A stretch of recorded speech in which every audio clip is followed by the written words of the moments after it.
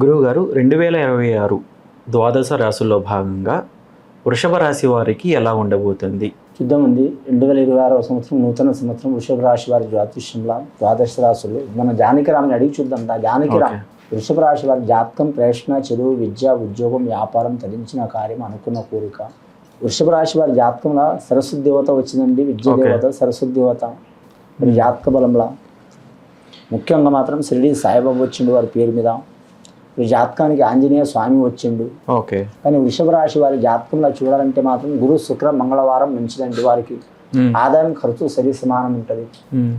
వారి జాతకంలో చూడాలంటే మాత్రం స్త్రీల నుంచి వారికి మంచి ఫలితం ఉంటుంది. పురుషులకు నుంచి స్త్రీలకు కూడా మంచి ఫలితం ఉంటుంది. ముఖ్యంగా ఈ రాశి వారి జాతకంలో చాలా కళారంగానికి సంబంధించిన జాతకులు ఏ రంగంలో ఉన్నా సరే వారికి కలిసి వస్తుంది వారి పేరు మీద. ఒక వృత్తి మీద స్థిరపడదు. 2-3 వృత్తులు మారే అవకాశాలు ఉంటాయి జీవిత కాలంలో. కానీ ఈ జీవిత లక్ష్యం నెరవేరే అవకాశం ఉంది 2026వ సంవత్సరం నూతన సంవత్సరం. రోహిణి నక్షత్రం వారికి చాలా శుభప్రదం ఉన్నది వారి జాతక బలం మీద.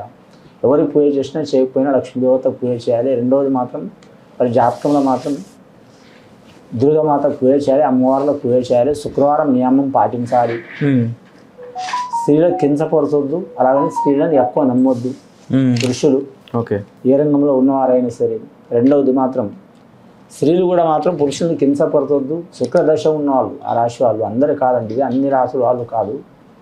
కానీ శుక్రదశ పుట్టినవారు స్త్రీలు కూడా మాత్రం పురుషుల్ని కించపరచవద్దు, నష్టం చేయకూడదు. ఇబ్బందులు వచ్చే అవకాశాలు ఉంటాయి వారి జాతకం మీద. కానీ వివాహ విషయంలో చూడాలంటే వీరు జ్యోతిష బలం తల్లి నుంచి కానీ, భార్య నుంచి కానీ, అత్తమాల తరపు నుంచి కానీ చాలా వరకు శుభయోగం ఉంటుంది. స్త్రీలకైనా పురుషులకైనా. వేరే దేశం, వేరే రాష్ట్రం, వేరే ప్రాంతం ఖచ్చితంగా వెళ్ళే అవకాశం ఉంటుంది. విద్యార్థులకు మాత్రం విద్యా స్థానం సరస్వతి దేవత వచ్చిందండి. గురువు చెప్పిన విద్య కంటే వారికి లోక జ్ఞానం చాలా ఉంటుంది వారి పేరు మీద. కొత్త కొత్త ఆలోచనలు వస్తూ ఉంటాయి వారి జాతక బలంలో. వారి జ్యోతిష బలంలో చూడాలంటే మాత్రం వెండి బంగారం కలిసి వస్తుంది వారి జాతక బలానికి. వాహనం ఏదైనా సరే కలిసి వస్తుంది, కలిసి రానిదానికి ఉండదు వారి పేరు మీద. కానీ మాత్రం ముఖ్యంగా మాత్రం వారి కోప స్వభావం ఉండదు తొందరగా. ఓపిక చాలా ఉంటుంది. అందరితో కలివిడిగా ఉండే జ్యోతిష బలం ఉంటుంది. గ్రహాలు అనుకూలంగా ఉన్నాయి. నవగ్రహాలు వారికి 7 గ్రహాలు అనుకూలంగా ఉన్నాయి. 2 గ్రహాలు అనుకూలంగా లేవు. రవి మహర్దశ బాగాలేదు, రాహు మహర్దశ బాగాలేదు. రవి మహర్దశ అంటే మాత్రం కీర్తికి సంబంధించింది. అపకీర్తి ఎక్కువ వస్తాయి. నిందలు, చిక్కులు, చికాకులు చాలా వస్తాయి. వారు ఎంత మంచిగా ఉన్నా లేనిపోయిన తగాదాలు వస్తాయి. ఎవరో చేసిన పనులకు వీరు బాధ్యులయ్యే అవకాశం ఉంటుంది. రాహు మహర్దశ మంచిగా లేదు కాబట్టి వీరి జాతక బలానికి మాత్రం కళాకాంతులు తగ్గిపోయే అవకాశం ఉంటుంది. పని ఒత్తిడి అధికం ఉంటుంది. ఆకర్షణ తక్కువ ఉంటుంది. ఈ రెండింటికి మంచి జరగాలంటే వారి జాతక బలానికి మాత్రం ముఖ్యంగా శనివారం రోజు, మంగళవారం రోజు రాహు మహర్దశకు మాత్రం అమ్మవారికి పూజ చేయాలి. రాహుగ్రహాన్ని పూజ చేయాలి. రాహుకేతుని పూజ చేయాలి. రెండవది రవి మహర్దశ కోసం మాత్రం డైరెక్ట్ అయితే సూర్యుడి ఆలయాలు ఉండవు, 1-2 ఉంటాయి. అక్కడికి వెళ్ళినా చేయొచ్చు. లేకుంటే ఉదయం లేవంగానే మాత్రం స్నానం చేయగానే సూర్య నమస్కారాలు చేయాలి. ఆదిత్య హృదయం పఠించాలి. చాలా వరకు మంచిది వారి జాతక బలానికి. ముఖ్యంగా ఈ రాశి వారి జాతకంలో లక్ష్మీ కళ యోగ బలం ఉంటుంది.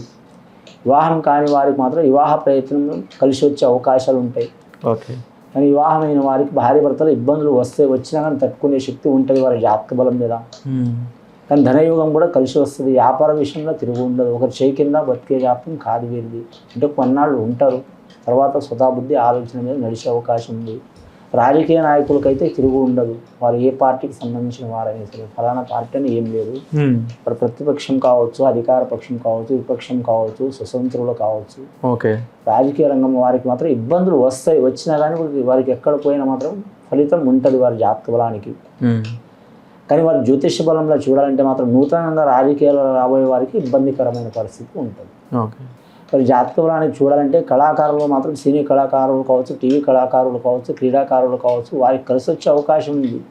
ఇక్కడ సరస్వతి దేవత వచ్చింది, అమ్మవారి ఆకర్షణ వచ్చింది ఉందనుకో, మాత్రం ఆశీర్వాదం ఉందనుకో, వారు ఏ రంగంలో అయినా రాణించే అవకాశం ఉంటుందండి. మీరు ఎవరిని పూజ చేసినా చేయకపోయినా మాత్రం ఆంజనేయ స్వామికి ఒకటి, రెండవది సరస్వతి దేవతకు ఒకటి, మూడవది లక్ష్మీమాతకు ఒకటి, అమ్మవార్లను పూజ చేయటం మంచిది. అన్నదానం ఖచ్చితంగా చేయాలి. 1,00,00,000 ఇచ్చినా, లక్షలు ఇచ్చినా, బంగారం ఇచ్చినా, వెండి ఇచ్చినా ఇంకా కావాలనిపిస్తుంది. అన్నదానం చేస్తే తిన్నవారు కడుపు నిండా తింటే సారు అనిపిస్తుంది. అన్నదాత సుఖీభావ అన్నారు. చేస్తే చాలా వరకు శుభయోగం అయితే నూతన సంవత్సరం 2026వ సంవత్సరం కలిసి వస్తుంది వృషభ రాశి వారికి అండి.